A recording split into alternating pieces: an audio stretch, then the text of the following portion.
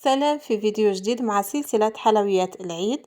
راح نديرو اليوم هذا لي صابلي بالشوكولا بالديكور هذا اللي راهو طوندونس تاع الورقة هذه، ودرت ديكور واحد اخر. ان شاء الله ينال اعجابكم الفيديو تاع نهار اليوم. نبداو بالعجينة. عندي هنايا 500 غرام تاع لا مارغرين تكون بدرجة حرارة الغرفة، وعندي 200 غرام تاع سكر ناعم يكون مغربل. راح نخدمهم مع بعضاهم، تحبوا تخدموهم بيديكم ولا بالباطور ولا كيما انايا خدمتهم هنا بالبيتخان. شوفوا راح نحرك هيك مليح حتى يدخل السكر هذاك مع لا مارغرين، ومن بعد كي يتجانسوا مع بعضاهم راح نزيد لهم البيض. استعملت 2 بيضات بدرجة حرارة الغرفة، بيضات يكونوا متوسطين ماهمش كبار وماهمش صغار، ما يكونوش باردين. ومن بعد راح نخدم حتى يتجانسوا هكا الخليط هذا كامل مع بعضاه يتجانس كيما تشوفوا. نحيه دركا هكا وراح نزيد النواشف. عندي هنا كمية من الجوز تقدروا تستغناو عليها، كيما قادرين تعوضوها بالكاوكاو ولا قادرين تعوضوها بأي نوع من المكسرات. من الأحسن المكسرات تحمصوهم وترحيوهم كيما راكم تشوفوا. استعملت 4 مغارف نتاع أكل معمرين. وهنايا عندي ثاني نشا، نستعمل 4 مغارف نعمرهم ثاني تاع نشا، نشا ثاني غربلوه.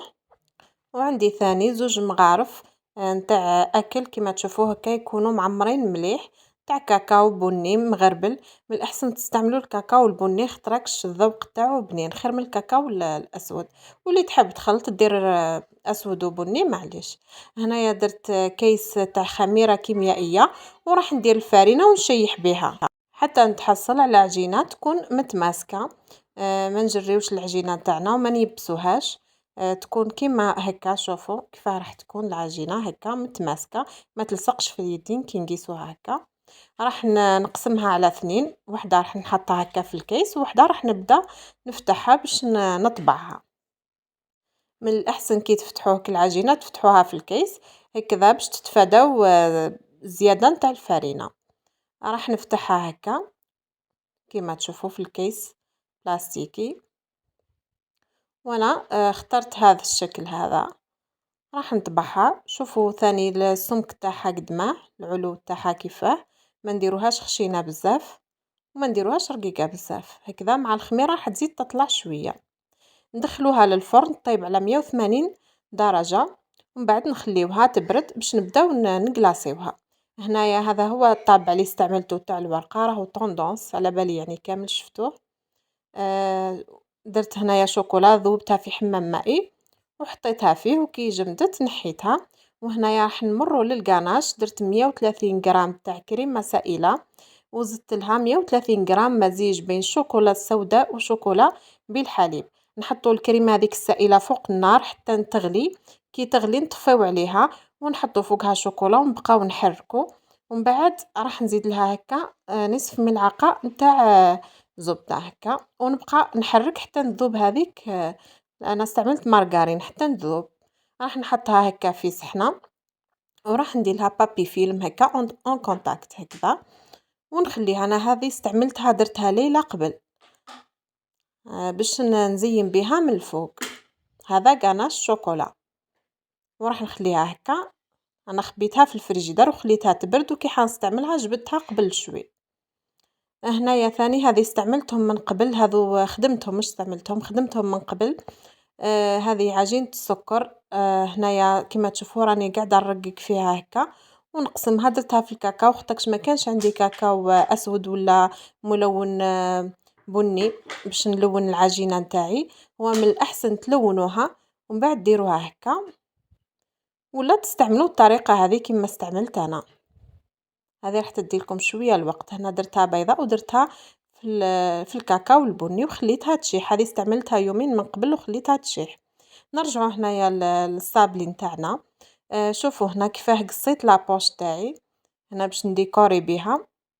قصيتها شوفوا كيفاه هكا ميلت المقص وقصيتها هكا باش نقدر نديكوري بها. اللي ما عندهاش لادوي باش يخرج لها هذاك الشكل من الفوق دوك تشوفوه من بعد. هنايا انا حابه برك يعني اللي نعدت لكم باش نعطيكم يعني يديه كالي يحب يبدل. هنايا درت غاناش شوكولا هكا، ودرت في الداخل شوكولا للطلاء، وحطيت فيها شوية نتاع جوز هكا لداخل، وقفلت على الحبة. بصح أنا يعني الكمية نتاعي درتها لصقتها غير بالشوكولا، ما حبيتش ندير هاد الطريقة هذه، خاطرش الحبة جاية كبيرة، وكي نزيد نعمرها هاك تزيد تجي عالية تجيني كبيرة بزاف، أنايا حبيت غير نلصقها بالشوكولا بذوق البندق. هذه يعني حبة جربتها معاكم برك، الكمية الباقية راني استعملت هكا، خدمت هكا يعني لصقت حبة فوق حبة بالشوكولا عادي، ولا تقدروا تلصقوها ثاني بالمعجون. هنا عندي كمية تاع شوكولا، درت مزيج بين الشوكولا السوداء وشوكولا بالحليب، هنا درت حوالي 500 غرام، ودرت لها ملعقة تاع زيت ذوبتهم في حمام مائي. هنايا استعملت امباسادور نوار باش تعطيني بنة في الصابلي نتاعي، وراح نكلاصي الحبات كيما راكم تشوفوا هكا، وراح نحطهم. انا فرشت كيس كيما تشوفوا باش من بعد ريكوبيري الشوكولا هذيك اللي بقات لي هكا، ونكلاصي الكمية اللي عندي كامل.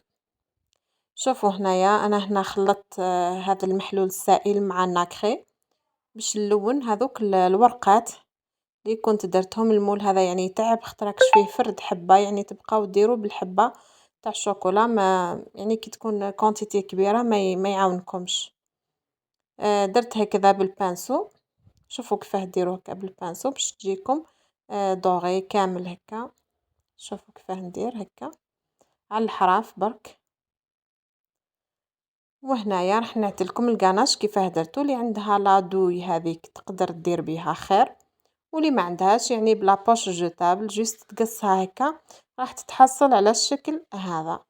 وراح نحط عود من الاعواد هذوك اللي استعملتهم اللي كنت شيحتهم من قبل تاع عجينة السكر من الفوق هكا، وزدت لهم انايا لمسة تاع ورق الذهب، درت لهم نقطة هكا تاع ورق الذهب هكذا، والكاطو تاعنا يكون واجد كيما راكم تشوفوا.